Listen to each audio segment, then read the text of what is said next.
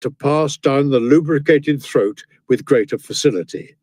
On reaching the stomach, where it is cooked in an even heat, it is finally absorbed into the system.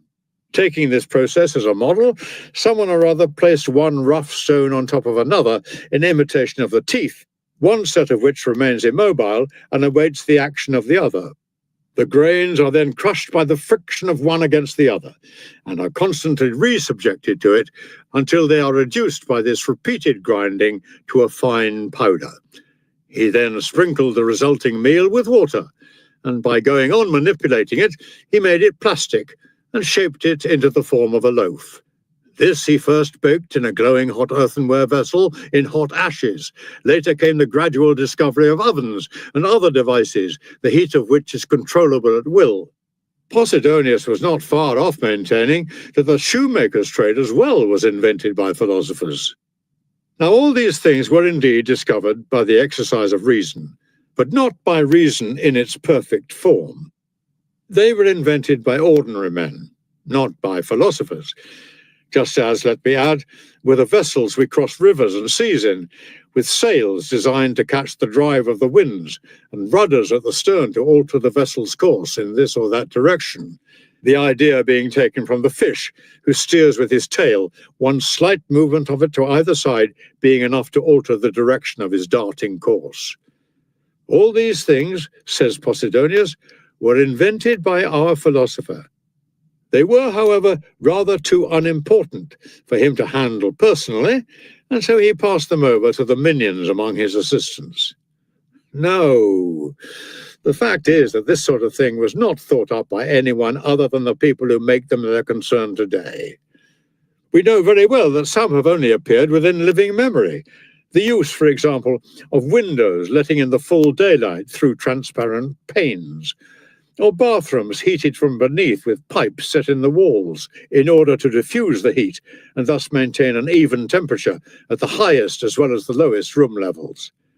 Need I mention the marble with which our temples and even houses are resplendent, or the rounded and polished blocks on which we rest whole colonnades and buildings capable of holding large crowds of people, or the shorthand symbols by means of which even a rapidly delivered speech is taken down and the hand is able to keep up with the quickness of the tongue. These are inventions of the lowest slaves. Philosophy is far above all this. She does not train men's hands. She is the instructress of men's minds. You want to know, do you, what philosophy has unearthed, what philosophy has achieved? It is not the gracefulness of dance movements, nor the variety of sounds produced by horn or flute as they take in breath and transform it in its passage through or out of the instrument into notes. She does not set about constructing arms or walls or anything of use in war. On the contrary, her voice is for peace, calling all mankind to live in harmony, and she is not, I insist, the manufacturer of equipment for everyday essential purposes. Why must you make her responsible for such insignificant things? In her, you see the mistress of the art of life itself. She has indeed authority over other arts, inasmuch as all activities that provide life with its apparatus must also be the servants of that of which life itself is the servant. Philosophy, however, takes as her aim the state of happiness. That is the direction in which she opens routes and guides us. She shows us what are real and what are only apparent evils. She strips men's minds of empty thinking, bestows a greatness that is solid, and administers a check to greatness where it is puffed up and all an empty show. She sees that we are left in no doubt about the difference between what is great and what is bloated, and she imparts a knowledge of the whole of nature as well as herself. She explains what the gods are and what they are like. Anacharsis, says Posidonius, discovered the potter's wheel, the rotary motion of which shapes earthenware. Then, mention of the potter's wheel being found in Homer, he would have us think that it is the passage in Homer, rather than his story, that is spurious. I maintain that Anacharsis was not responsible for this invention, and that even if he was, he discovered it as a philosopher, yes, but not in his capacity as a philosopher, in the same way as philosophers do plenty of things as men without doing them in their capacity as philosophers. Suppose, for example, a philosopher happens to be a very fast runner. In a race, he will come first by virtue of his ability as a runner, not by virtue of his being a philosopher. I should like to show Posidonius some glass spur moulding glass, by means of his breath, into a whole variety of shapes that could hardly be fashioned by the most careful hand, discoveries that have occurred in the period since the disappearance of the wise man. Democritus, he says, is reported to be the discoverer of the arch, the idea of which is to bind a curving line of stones, set at slightly differing angles from each other, with a keystone.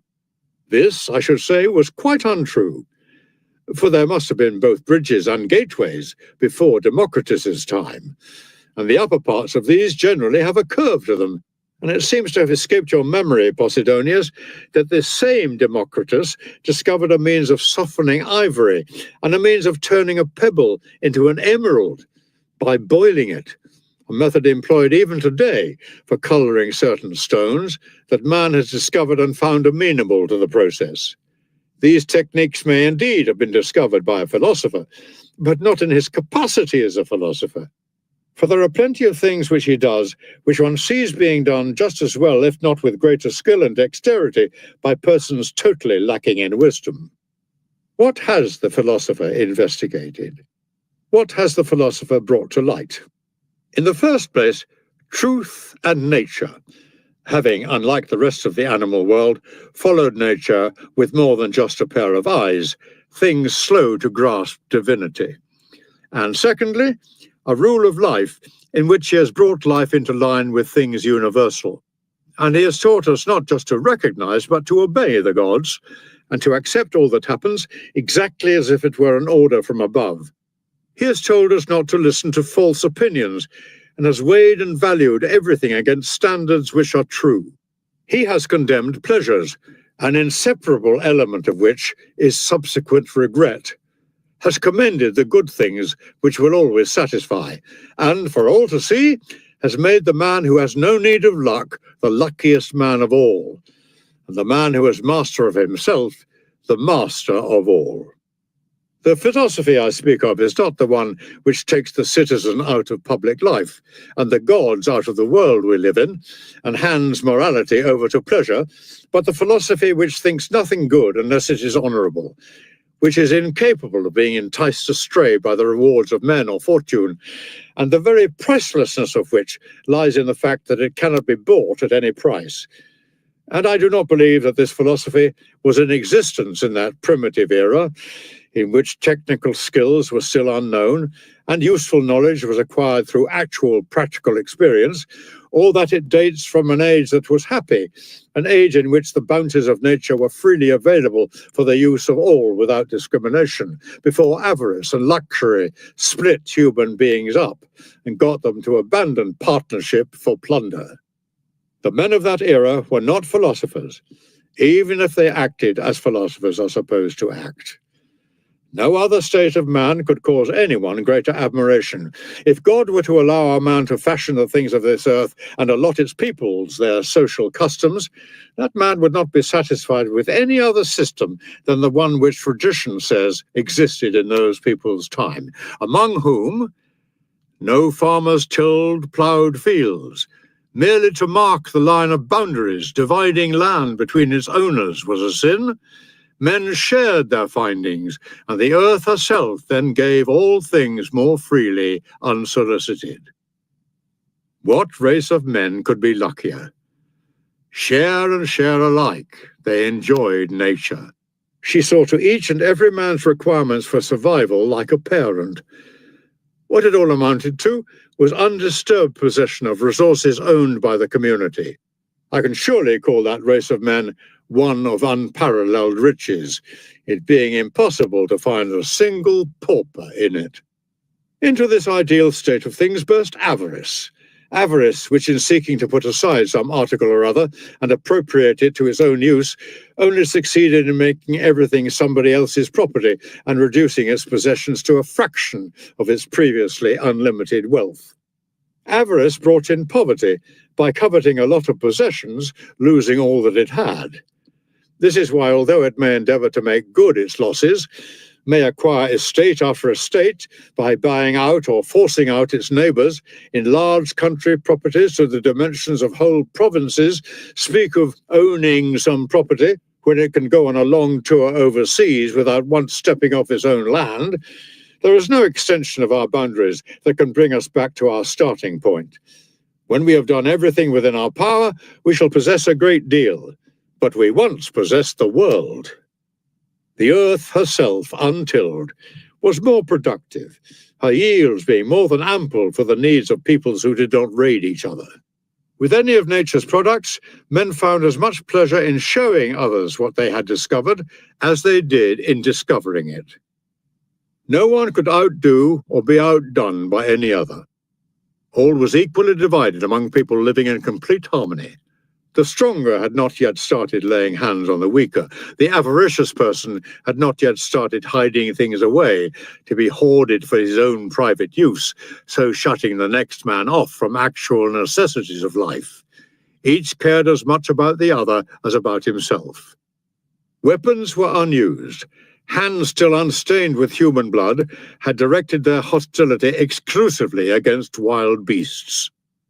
Protected from the sun in some thick wood, living in some very ordinary shelter under a covering of leaves, preserving them from the rigours of winter or the rain, those people passed tranquil nights, with never a sigh.